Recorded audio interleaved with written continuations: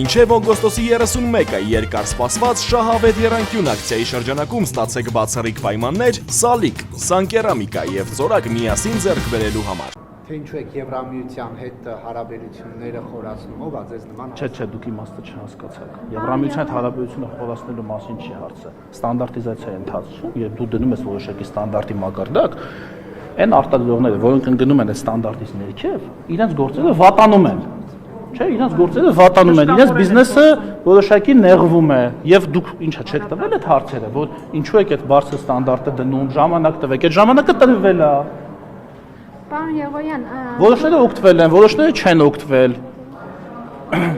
Դուք թվարկում եք ձեր այդ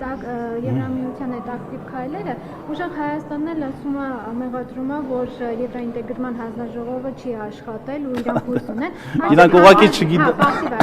Արդյոք հանձնաժողովը այդ ակտիվացման այդ Ասեք, ընկերներ ջան, իրանք ոչ թե ասում են չի աշխատել, ասում են նիստերն են քիչ եղել, իրանք ուղղակի նոր են ազգային ժողովում, իրանք տեղյակ չեն, թե հանձնաժողովների նիստերը ոնց են հրավիրվում։ Հանձնաժողովի նիստը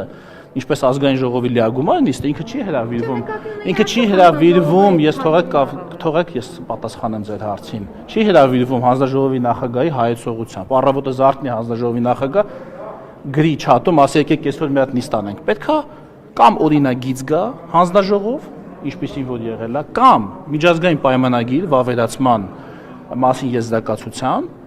ինչպեսին որ եղել է, կամ բյուջեի քննարկում պետք է լինի, կամ կառավարության կատարողականի քննարկում պետք է լինի, կամ հանրային հնչեղության մի այնպիսի հարց լինի, որ հանձնաժողովը համարի, որ դա պետք է հենց բաց տեսախցիկների առջև քննարկվի, այդ դեպքերի համար մենք արել ենք ոչ թե հանձնաժողովի նիստ, այլ երկու անգամ 24 թվականին արել ենք խորհրդարանական լսումներ, երբ այս ձեր ասած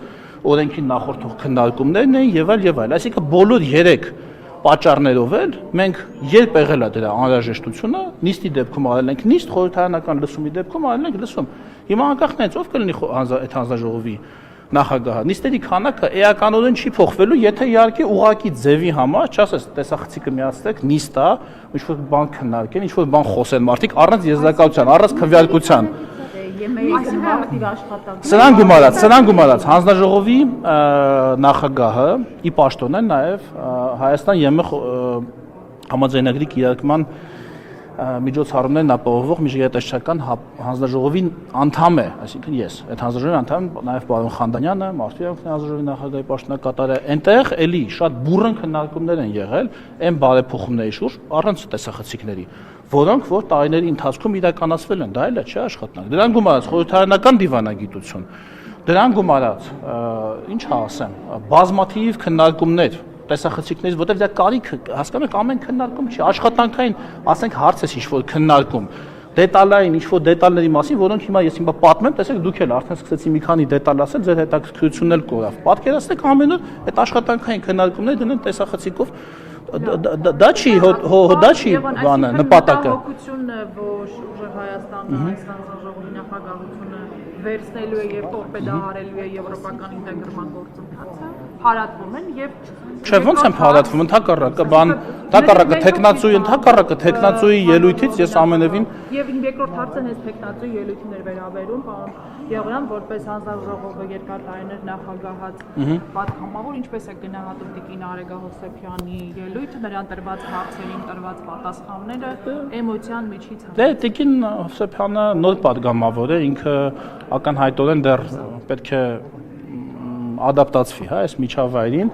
բայց նաև տիկին Հովսեփյանը պիտի ասեմ, որ մի քիչ այդքան էլ լավ չի պատկերացնում, թե ինչ է իրենից ներկայացնում Եվրաինտեգրման process-ը, ԵՄ անդամակցության process-ը, հա գիտի ընդհանուր գծերով, բայց իր խոսքի քննադատական մասից ես հասկացա, որ ինքը process-ը ամբողջ դետալներով չի պատկերացնում եւ որ էլ ավելի վատ է, իրանք այդքան էլ լավ չեն պատկերացնում, թե Հայաստանում ԵՄ ինստիտուտներ ոնց է ձևակերպել պարոն Կարապետյանը, Հայաստանում ԵՄ տեղայնացնել ասելով, նրանք այդքան էլ լավ չեն պատկերացնում, թե ինչի մասին է խոսքը։ Եթե մենք խոսում ենք անկախ դատական համակարգից, մենք նախ բազմիցս ենք ասել, որ էլ տեղ չկա, անկախ դատական համակարգը, էլ ոնց է լինում։ Ասում են գործը տարան, մարդը արդարացվեց, կալանքի տարան, կալանքը չտվեց, մեկինը տվեց, մեկինը չտվեց, էլ անկախ դատական համակարգը ոնց է լինում, որ 100% դեպքերում կալանքը չտան կամ 100% դեպքերում մարդիկ արդարացվեն, այդ մեկ, երկրորդ, բայց անկախ դատական համակարգ ասելով Ճապոնիայում էլ կա անկախ դատական համակարգ, Ավստրալիայում էլ, Ամերիկայում էլ, դա հո եվրոպական գյուտ չի անկախ դատական համակարգը։ Եվրոպական ինտեգրման process ենթադրում է ԵՄ ինստիտուտների հետ մերձեցում, այսինքն Եվրոպայմանագրային բազայի խորացում։ Այս կետից սկսած, եթե մենք մեկ քայլ ուզում ենք խորացնել հարաբերությունները Եվրամիության հետ, մենք պետք է սկսենք բանակցությունները ասոցիացիան համաձայնագրի շուրջ։ Ասոցիացիան համաձայնագրի դա է մեր ինստիտուցիոնալ հաջորդ քայլը։ Նոր ենք սկսելու բանը։ Ես ասում եմ, եթե մենք այս կետից սկսած ուզում ենք խորացնել մեր հարաբերությունները, շուրջ բայց չենք սկսել, դա վիժեցվել է 13 թվականին ու տենց էլ մնացել է դարակում այդ շուտվանից ոնց կարող ենք սկսել, եթե նոր որոշումը կայացվել, օրենքը եթե անցած տարի է ընդունվել, շուտվանից երբ այդ որոշումը չկա։ 2017-ի ՍԵՊԱ-ի համաձայնագիրը կնքվեց, բայց ՍԵՊԱ-ի համաձայնագրով Արցախի ժողովրդի ինքնորոշման իրավունքն էլ կար, որպես Արցախի հարցի Ուզում եք մենք խոսանք այդ մասին։ Մենք խոսել ենք, չէ՞, բայց այդ մասին։ Բաց սկզբունքներից մեկը, բա մյուս երկուսը մոռացեք։ Սկզբունքներից մեկը, դրանից հետո անգամ 2020-ի պատերազմից հետո Ջոզեֆ Բորելը հայտարարեց Արցախի ժողովրդի ինքնորոշման իրավունքի մասին։ Խոսքը ձեր աշխատանքի մասին է։ Մենք խոսել ենք չէ՞ մասին։ Դուք հիմա ուզում եք նյութ ստանալ, բայց ստեղծված էր։ Ինչի՞ բավարար։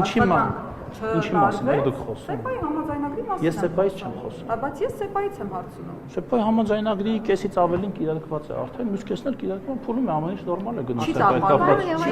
Չէ, ամենևին, ո՞ն է տապալվել։ Դուք այդ համաձայնագիրը նույնիսկ մի էջ այդ համաձայնագրից չեք կարդացել, դուք էլ գիտեք տապալվել է թե չի տապալվել։ Միթե մի բան եք լսել, եկել այստեղ կրկնում եք։ Ասեցի, չէ, ասեցի, մոտ 50%։ Հա, բան 50%-ով պիտի կատարեր։ Կատարեր չէ, կատարի։ Կատարի։ Պրոցեսի մեջ եմ։ Դեռ պիտի կատարեր։ Հա, երբ